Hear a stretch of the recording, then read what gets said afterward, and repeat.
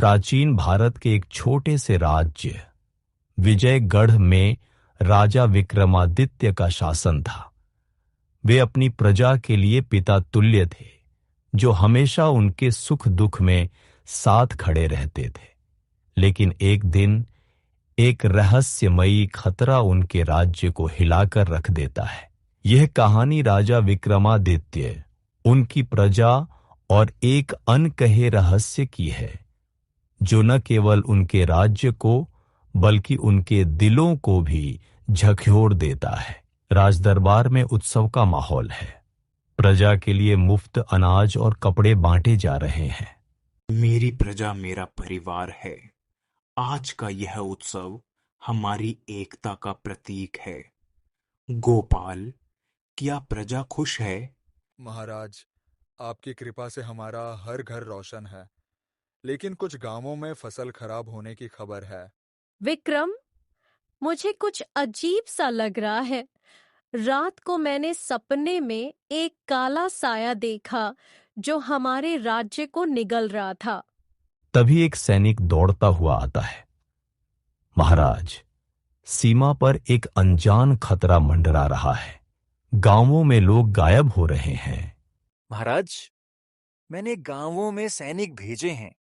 जल्दी ही सब ठीक हो जाएगा। सौम्या, सपने बस सपने होते हैं। हमारी प्रजा और हमारा राज्य अटल है। ये सुनते ही राज दरबार में सन्नाटा छा जाता है।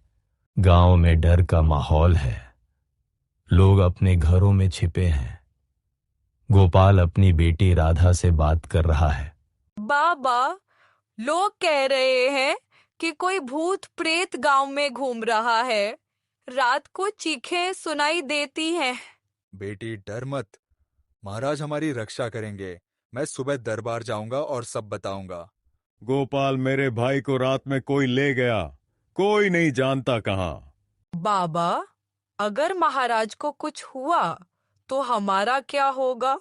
राजा और रघुवीर गांव वालों के गायब होने का रहस्य सुलझाने जंगल में एक गुफा की ओर जाते हैं, जहां संदिग्ध गतिविधियां देखी गई हैं। रघुवीर, मेरी प्रजा खतरे में है। मैं पीछे नहीं हट सकता।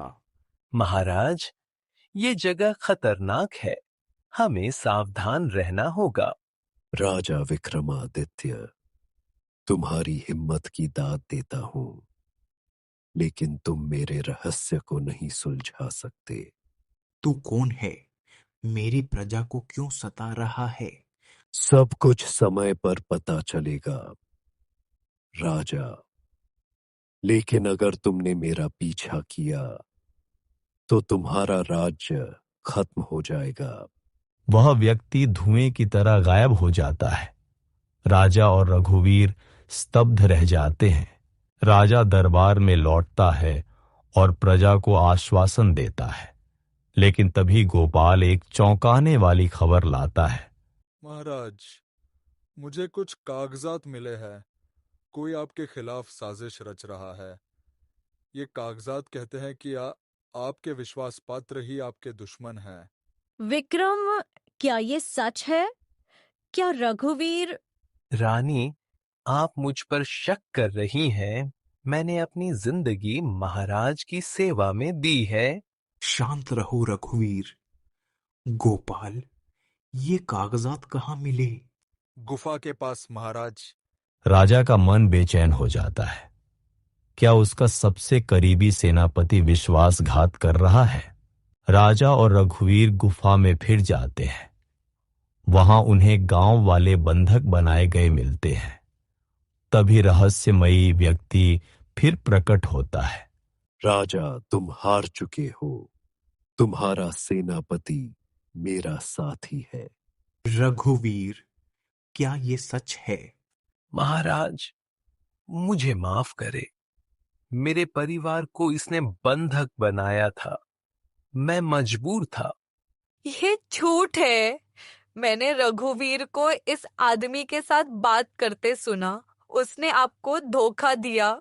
राजा गुस्से में रघुवीर की ओर तलवार तानता है, लेकिन रहस्यमयी व्यक्ति हंसते हुए एक बम निकालता है। एक कदम और, राजा, और ये गुफा हम सबको निगल लेगी। राधा की चीख सुनकर गांव के कुछ लोग और सैनिक गुफा में पहुंचते हैं। राजा अपनी बुद्धि से रहस्यमयी व्यक्ति को बातों में उलझाता है। तू कौन है? तेरा मकसद क्या है? मैं विजयगढ़ का पुराना शत्रु हूं। तुम्हारे पिता ने मेरे परिवार को बर्बाद किया था। अब मैं तुम्हारा सब कुछ छीन लूंगा। तभी राधा एक पत्थर फेंककर रहस्यमयी व्यक्ति का ध्यान भटकाती है। राजा मौका पाकर उसे पकड़ लेता है। सैनिक बंधकों को छुड़ाते हैं और रघुवीर को गिरफ्तार कर लिया जाता है।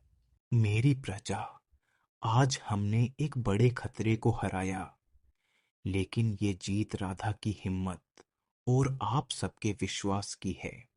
महाराज, मैंने बस अपनी प्रजा और अपने राजा के लिए किया।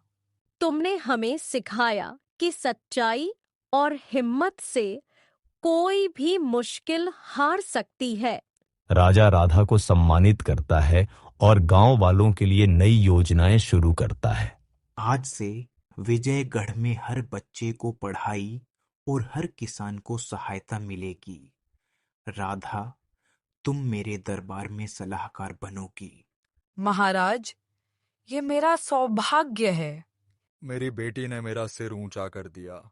राजा और प्रजा मिलकर एक नई शुरुआत करते हैं, जहां विश्वास और एकता की नींव पर विजयगढ़ फिर से चमकता है। कहानी की सीख सच्चाई, हिम्मत और एकता के सामने कोई भी खतरा बड़ा नहीं होता। राजा विक्रमादित्य और उनकी प्रजा ने न केवल अपने राज्य को बचाया, बल्कि अपने दिलों में प्यार और विश्वास को और मजबूत किया।